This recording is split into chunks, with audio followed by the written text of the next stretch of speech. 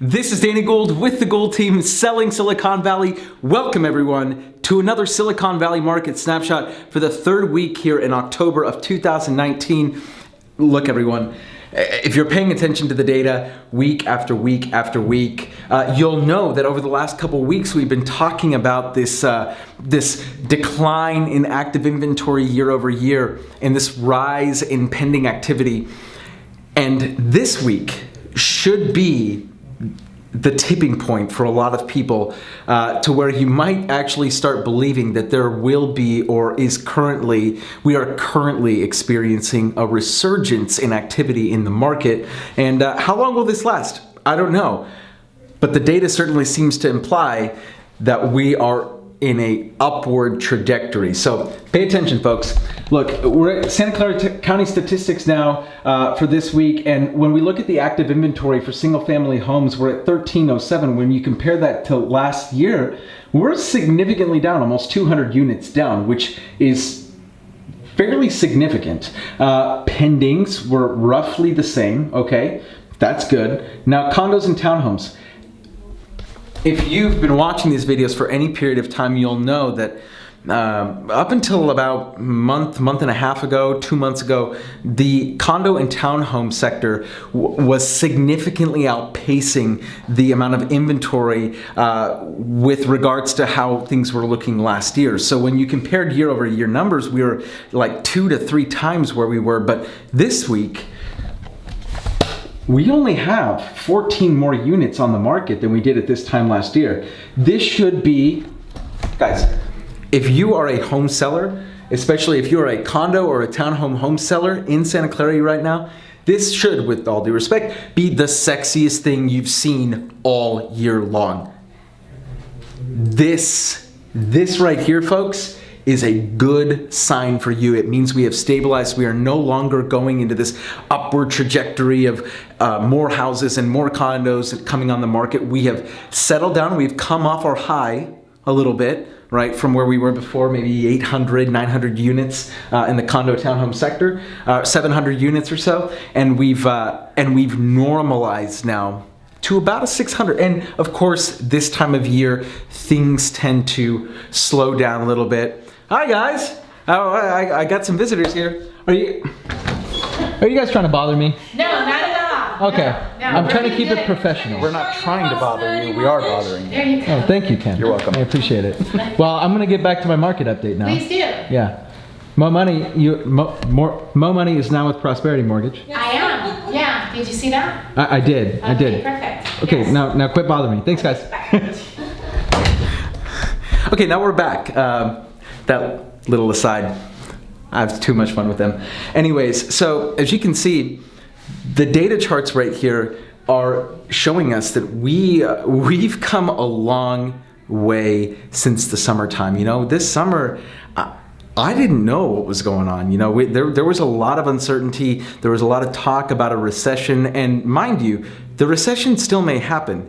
But if you've been watching these videos for any significant period of time, you will know that I am a firm believer that this next upcoming recession will have very little impact on the housing market. If you pay attention to how recessions have impacted the housing market over the last 5 recessions, we've only had a dip in the housing market 2 out of those 5 recessions. One being obviously 2008, which was the catastrophe that it was, right? And the housing crisis actually was the reason for the recession. So the other 4, only one of them actually impacted the housing market negatively, and it was down 2% that year. So things to keep in mind as we head into 2020.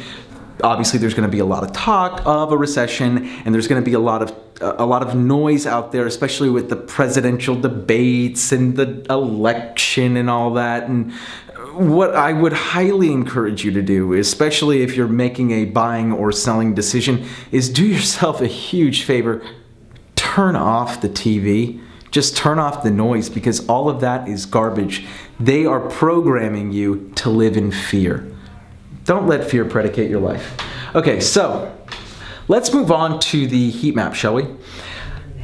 Again, if you're a home seller in Santa Clara County, this is probably the sexiest heat map you've seen all year. We're in the red almost everywhere around. save for a few select areas, and you know, the justification for these areas, right? Since they're all over the place, Los Gatos, Campbell. Well, I will say this, Campbell, there is quite a bit of new inventory, new construction rather, being built in Campbell. And so that is adding to the inventory levels. We talked about this a couple weeks ago, where we actually dissected this and why Campbell is showing positive listings and a lot of year-over-year listings, and the reason is because a lot of new home builders are putting their homes on the MLS, whereas before they would keep them off MLS to avoid having to pay a cooperating broker's commission if the buyers weren't smart enough to bring a agent into.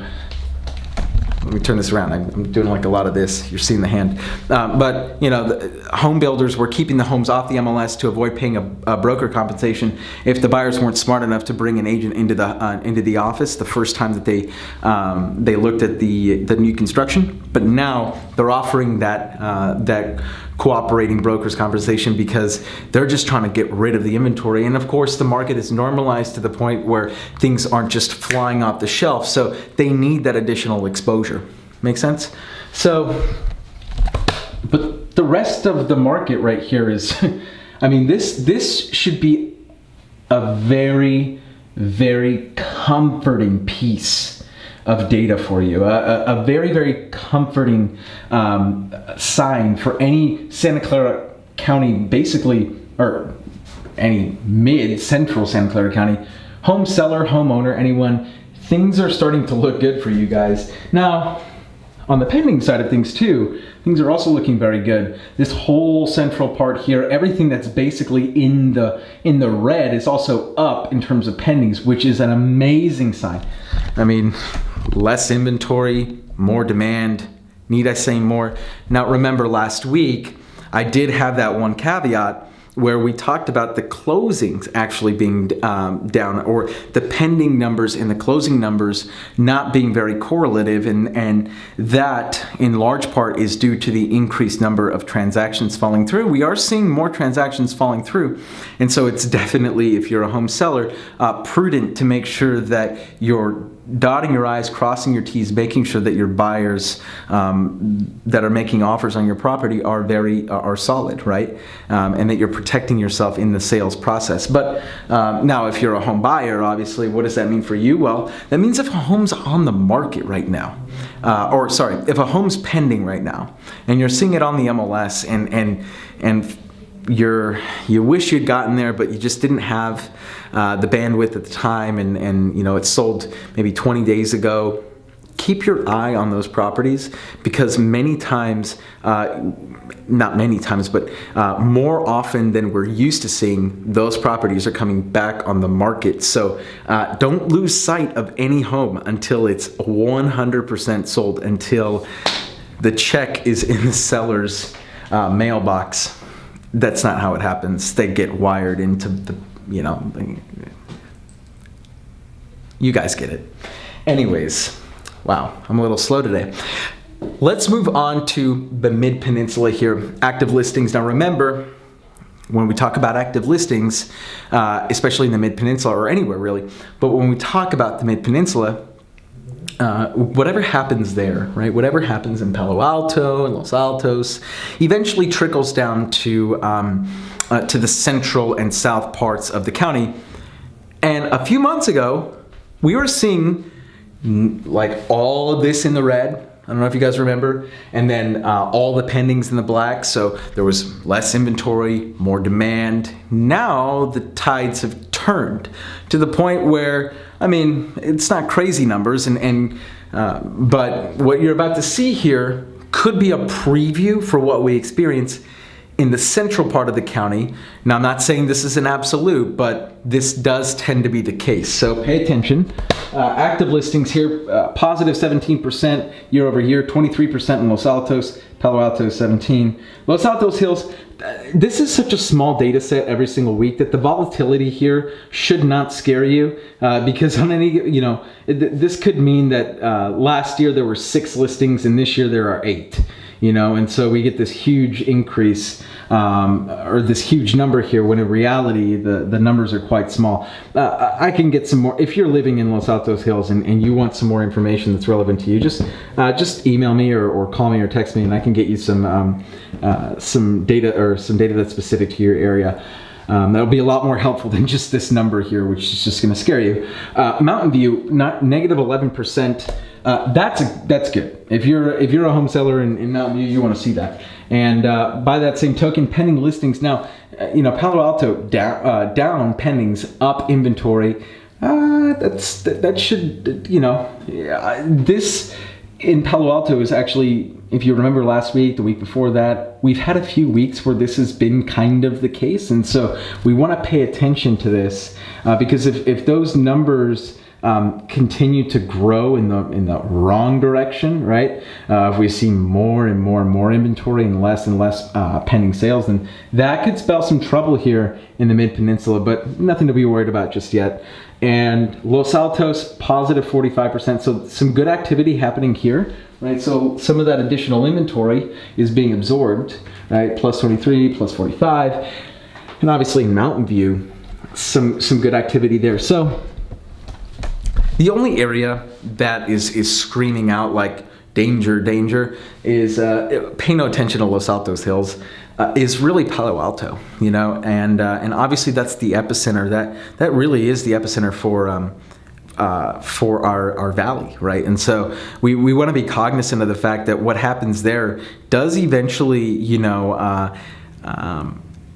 play out in a lot of other parts of the county. So we want to keep an eye on that. Don't freak out too much, but things are really good right now if you're a home seller, or should be very good for you if you're a home seller.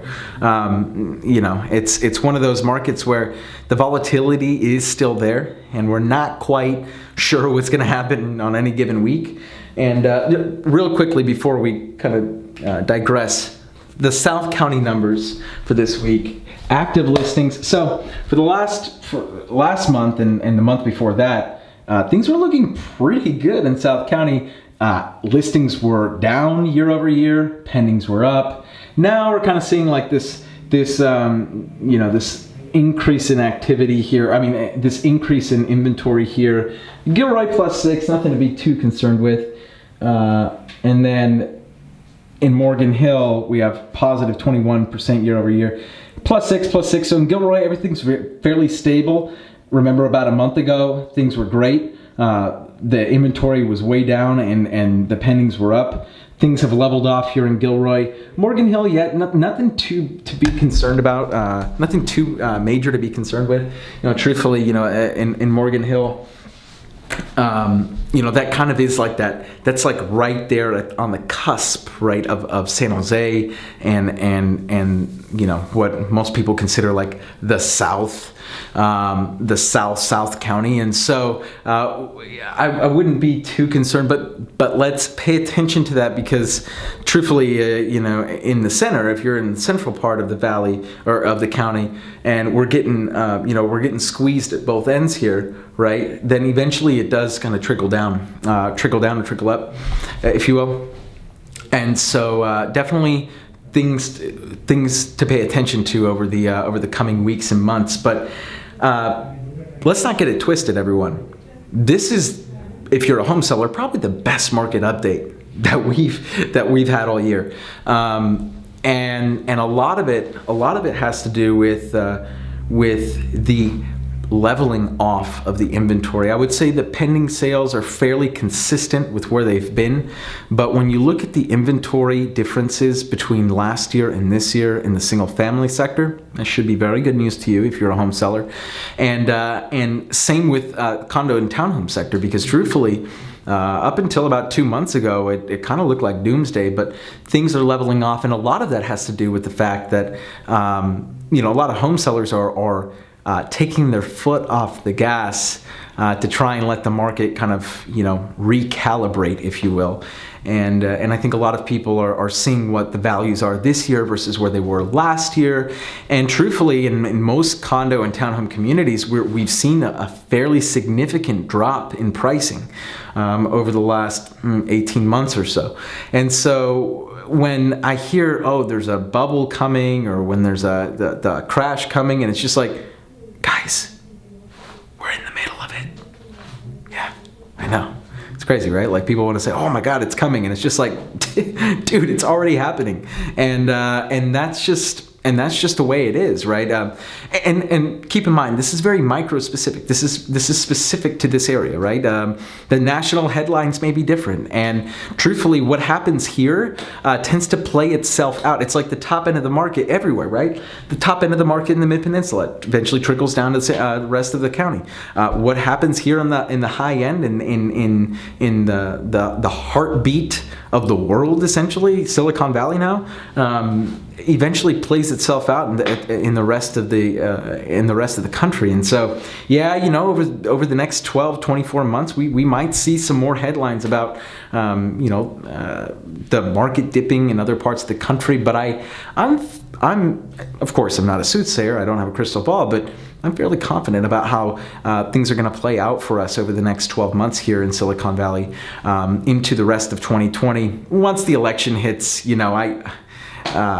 knows? I think things might be a little dead, truthfully, towards the end of next year. But that's a big if, because we don't know what's going to happen. But if there's a lot of uncertainty after elections, but that's a long ways away. And I think leading up to that, half the country will be bullish, half the country will not be, and so we'll have to see how that plays out. But I really do think, politics aside, that things are gearing up to be much more stable, less volatile.